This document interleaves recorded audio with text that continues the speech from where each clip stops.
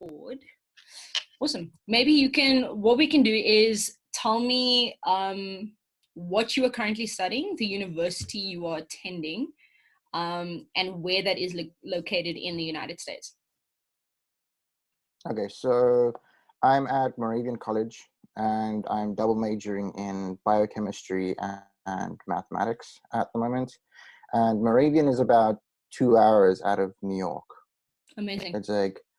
It's a small little town in Bethlehem that's 2 hours out of New York, and it's very isolated and it's very nice, very student oriented town. That's awesome. So when you were looking to go to the US, did you have a particular particular city you were looking at, or were you kind of just like anywhere in the United States would do? So originally it was a case of anywhere in the United States, but when I sat down with Justin and everybody, they were like, look, you come from a small school, and my school was like, I had, I think, 48 people that were with me. Wow. Okay. Yeah. So they were like, listen, you come from a small school. We think that if you get thrown into a big school, it might just like throw you off. So they recommended the smaller schools, and Moravian is one of the upper ones in terms of they have a great nursing program. Their science program is good in the sense that like a lot of people go to med school, they move on, things like that. So, and they have a very small graduating class. So that's nice. From there I was like, okay, well this makes sense. And then the location kind of just, it flowed on. It was like, when we got there, it was a case of, this is a small town. It's very student orientated. You can like walk down the streets and then there's all the shops like right there. Everything you need. So when that came into play, then it was like, okay, this is a good place to be. Oh, that's awesome. I love that. And when you got there, like maybe you can just kind of reminisce a little bit, what was like emotions wise, like leaving family kind of behind and stepping into the unfamiliar, like what was that experience like for you? Well, my family came with and settled me all down, and they settled me in, and they were like, let's buy your stuff for college, let's get all your stuff going. When they left, it's very difficult because you're kind of like, well, I'm here, I'm in a foreign country, I'm like, I don't have people to like communicate with or something like that. It's like I've got to start brand new. And it's hard for the first I would probably say the first month and a half, where you just like, well, I don't know what's happening.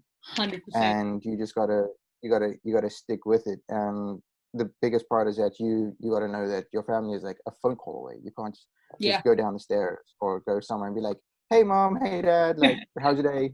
It's like you gotta sit on a phone call with them, and then you gotta take into account the time difference, and you're like, well, it's like 11 o'clock at night there right now, so you're gonna wake them up from sleeping. So but I think that part really grows you up in the sense that it grows you up in the sense that you're like, I know what I gotta do, and I can't rely on mom and dad, and I gotta just put my head down and go with what I'm doing. So it's very difficult in the beginning, and you're like, well, I'm not certain of myself. I'm not certain of what I'm doing. I'm not certain of where I'm going. And like, I'd probably say for the first month and a half, or like even a little bit before that, you start questioning yourself. You're like, was this a good plan? Like, was this a good idea? Like, what did I do here? And then once you get over that and you start like talking to people, or people start like coming and talking to you, or they're like, hey, your accent is cool, or something like that. It's the most common line you get. and then things just happen, and then you're like, okay, well, this is me. Like, this is me growing. This is me becoming my own person in this new country. And I think that's a big crucial step. Is just like, you got to realize that you're on your own, and you got to grow that way. I love what you said though. You said like you just had to put your head down, and just, it's almost like you have to remember why you're there. Like, what was the reason for you coming in the first place? I think, I would agree with you. The first 6 weeks, 100% the roughest, because it's an adjusting phase. It's climate, it's environment, it's a new place. It's very unfamiliar, and so that feels uncomfortable, right? And so kind of adjusting to that. But I love what you said, just keeping your head down and just staying focused on what you need to focus on. but your family isn't gone. They're not like completely out of the picture. You can still call them and you can still FaceTime and do all those things. I was going to ask you, when you arrived, did you meet like other international students that kind of help you like settled in and just kind of make the process easier, or was it more people from the university that helped to, you know, kind of make you feel a little bit more at home? So I'm the odd one out in the international sector. Yeah.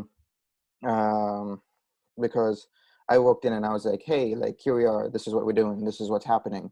And I'm friends with a lot of the international guys, but a lot of the international students stick to the international students. And I'm just like, well, I like this guy better, so I'm going to go stand over there right now.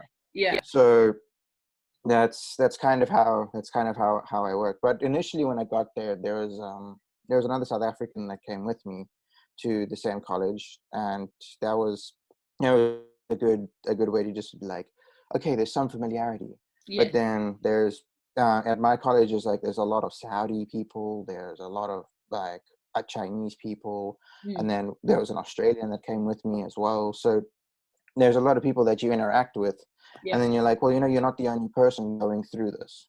And the college or university where I was going was good in the sense that they brought their international students that are already on campus. So they're older, the older people are now like, we can get you situated, like we can help you, we can find which way you're going. And so they kind of like help you settle in and ease into it. Yeah. But it depends on your field of study as well. Because I mean, in my field, I'm mainly surrounded by American people. I don't really have international people around me, particularly in my grade. Yeah. So I'm like, okay, well, so you learn to adapt to your surroundings, to adapt to the people that are around you in order to become comfortable. Because like, it's not going to help if you're sitting there on your own when you got to interact with the Americans that are there when you're an international student. For so sure. Sometimes you gotta kind of just like swallow yourself and be like, let's do this, and then try and just like go forward and make friends. Yeah. And I'd probably say that like the friendly face is probably the best way to just like, you know,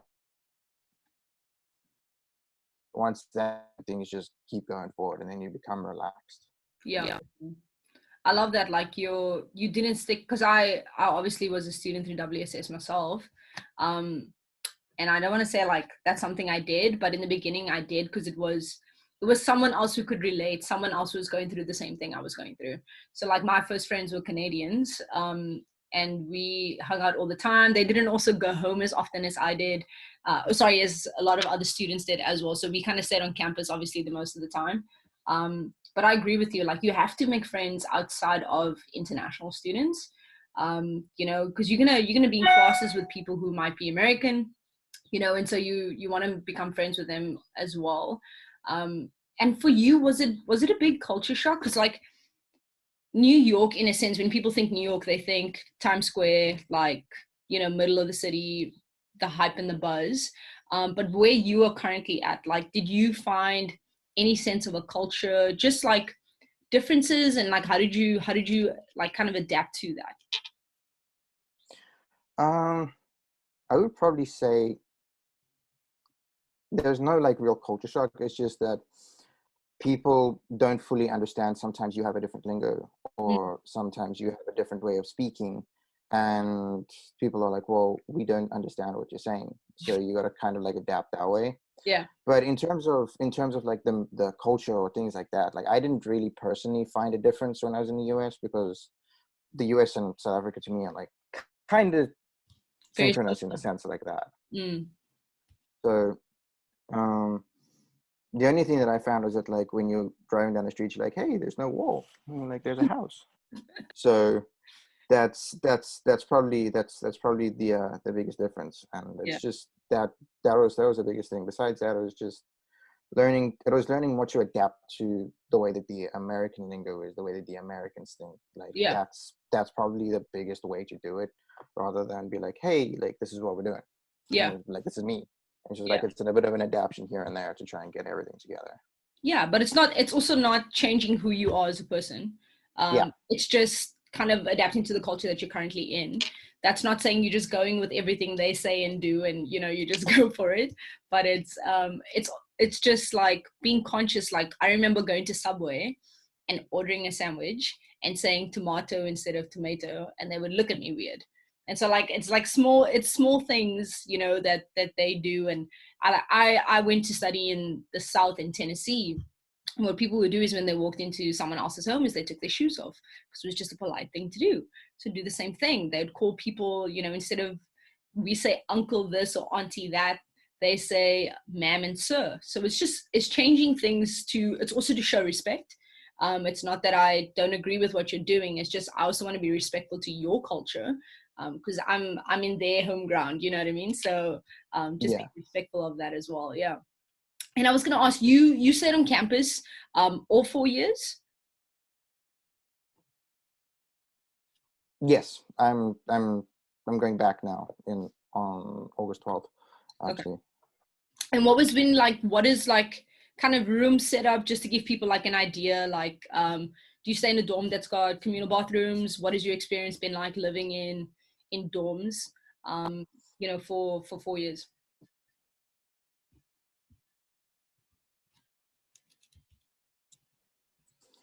Okay.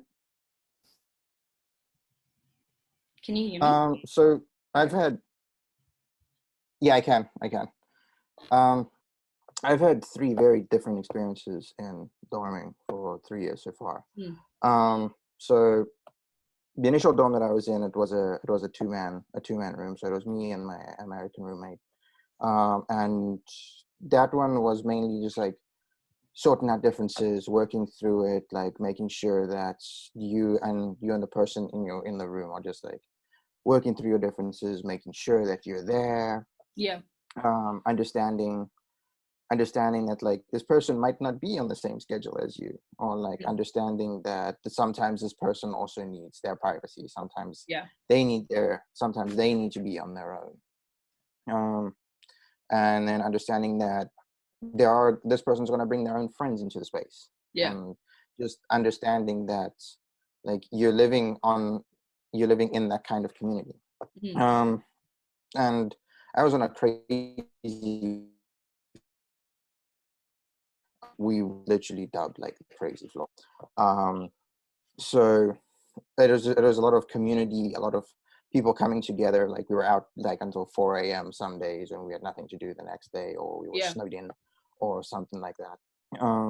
And it's like building the community. Just like you go to the bathroom, and it's not like your own little cubicle bathroom type thing. It's like you got everybody showering there, and everybody's going to the bathroom there, and it's like learning to interact with people, and learning to how like different people are interacting with you. And it's just like learning other people around you. That was my freshman year. It's just like learning other people, learning how other people think, like buying shower shoes, making sure you're doing fine, that type of thing.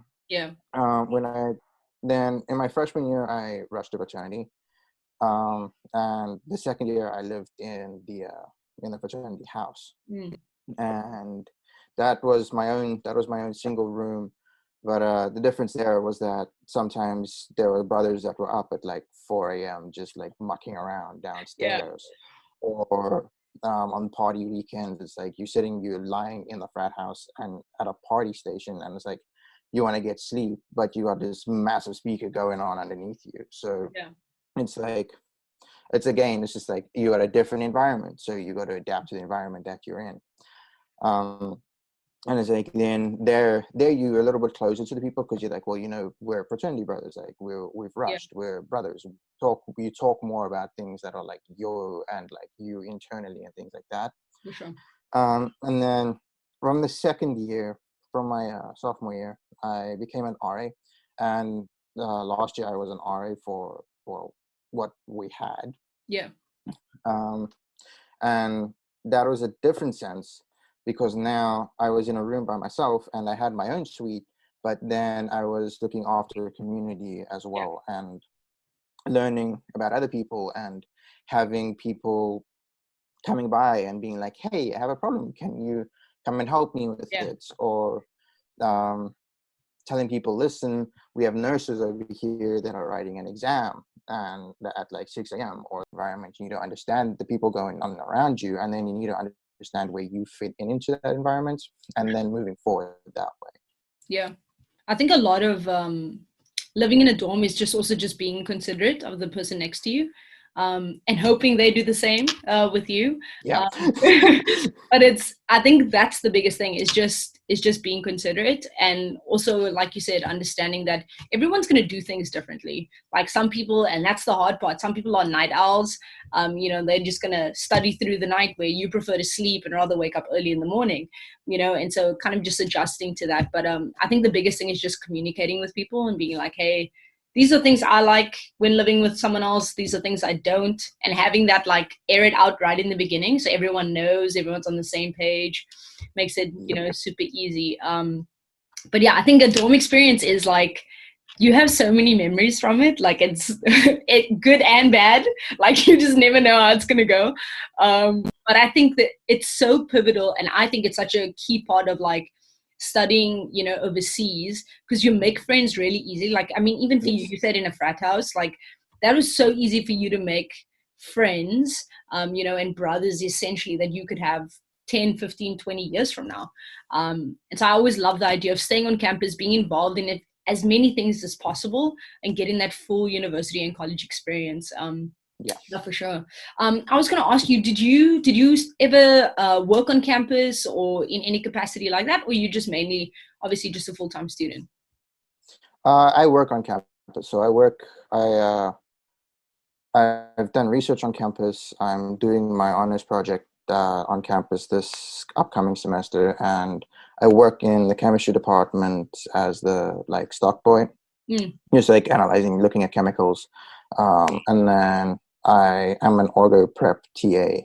Oh, awesome. So I prep all the reactions and things for organic chemistry. Just because you get there and you're like, well, I'm here, and people are like, you want to go out, and you're like, I don't have money to spend, and you're like, and then they're like, well, I don't have money, and you're like, because I'm relying on my parents. And you're like, that's like the worst line ever. Yeah. So it's like I got to find a job so you can you earn your own money, and then you're like, okay, I feel better about myself now. It's like I can spend my money. Yeah. Just for people who don't know, so TA is a teacher's assistant. Yes. Obviously we're not very familiar with those in South Africa, but I think I worked a job on campus as well. And I think just what you said, the fact that you can earn your own money and spend it the way you want, is the hugest benefit ever. But I also think though, like for me, the biggest thing was like, I think for you, it's still in line with your major. So it's still in line with what you're studying. But there's so many different things you can do on campus to find a job. And I think, and maybe Tevo'n, you can even speak to this, but earning your own cash, I think also in dollars is a lot better than your parents sending you money and losing that value for money through the exchange. And I don't know, have you traveled, what have you kind of done besides things around campus? Have you seen, more of the United States, or have you mainly just stayed within the New York area? So I've seen more of the States. I've been to Washington. I've been to New York. Those are the main two places where I've been since I've been studying. Yeah. But I went to the States previously, so I've been to other parts of the States. Yeah. But during my time studying, it's mainly been New York, Washington, those type of areas. Yeah. Going down to the beach, New Jersey, those type of things. That's cool. And then but when have you over the last 3 years, you're obviously going into your senior year right now, in terms of family, when have you come back to visit? Have they come and visited you, or have you basically just stayed there over the last 3 years? So I come back to visit. I usually come back for December period, just to have Christmas, because I like having Christmas with my family. And I have a couple of some very close family friends that we usually do a get together on the 26th and things like that. So I like coming back for that and just having time with my family and being hey, your child is still here. Because I think that can happen where there becomes a disparity between you and your family, because it's your family doesn't see you anymore. Yeah. And you're just well, what's happening? And then I usually try and come back for the summers. Yeah. But I try and keep myself as busy as possible. And sometimes over the summers, I'm doing like a program for research, or I'm working a summer job, or like I'm stuck here because of COVID, but things like that. That's 20. But I try and come back just so that, you give your family sound of mind, being like, hey, I'm still here. Yeah. Like, I'm not going anywhere. Like, you can still see me. Yeah. And then my mom and dad absolutely, they love the US. They save money, and they're like, okay, we're gonna go. And they originally when I went over, they went and they explored New York, explored Washington to like a certain extent, and they had to look around, things like that. And then for my 21st birthday, they came and surprised me with the help of my girlfriend. That's awesome. Yeah, they came and they surprised me, and it was that was very nice. And they again went and explored New York, and they were like, we're going to be more in detail, and like, we're going to go look at the USS Intrepid, and it was like, we're going to go do this. so they love the US. They want to move here, so they absolutely love it. That's so awesome. They're like, every chance we get, we'll be there. So I love that, like, they got to see a part of like where you've spent, I'm not saying a large majority of your life, but I think very key moments, like after high school, I think once you get to university, for me at least, and I'm sure you can say the same, and university is where you make your friends for life. It's where you figure out a lot more of who you are as a person, especially when you're on your own. There's a lot of independence and growth and maturity that comes with studying abroad. So I love that you got to kind of bring them on, your journey and kind of show them around. And the reason I asked like the question about traveling and being home and things like that is we kind of started the conversation with, this idea of being away from family the first couple of, month and a half, 6 weeks. It's tough, but they can always come and visit and you can always go home. But I love the idea that you also got to see more parts of the US and, go to Washington. Washington, I've been there as well. It's incredibly beautiful. There's a lot of history. There's a lot to do. There's a lot of walking because everything is very far away from each other. It's actually quite crazy. But I always encourage students, see as much as you can where you are, like expand, go into the areas that are surrounding, and explore this new place that you will temporarily call home for. And if that's permanent, that's great, but like see more than just your campus. There's a lot out there, and the US is huge. Go to the West Coast, go see California, wherever you can. But yeah, I love that you got to do that. And I was going to ask, you're kind of approaching senior year, which it's a lot of emotions, because it's like, oh my goodness, it's my final year of university. But then you're also thinking, post-grad, like, do I want to continue studying? Do I want to come back home? So maybe tell people watching this video kind of what are you thinking for, after university? So my plans after Moravian are to go to med school. So that in its own regard in the US is its own headache, because there are so many loopholes and things to jump through, and exams to take, and interviews to prep for, and do this and do that. So there's so many things that you need to do. But I wasn't always set on just like, I'm gonna go to Moravian, I'm gonna do this, I'm gonna go to med school straight afterwards. I think a lot of me going to med school is about the growth that we talked about. Yeah. It's just like, because originally I was like, I'm going to become a chemical engineer. And then I was like, no, that doesn't suit me anymore. And then you're kind of just like, well, I know my majors. And it's like, so I'm sticking with these two majors for the next 2 years. And then you get to it and you're like, well, med school doesn't sound like a bad idea. Yeah.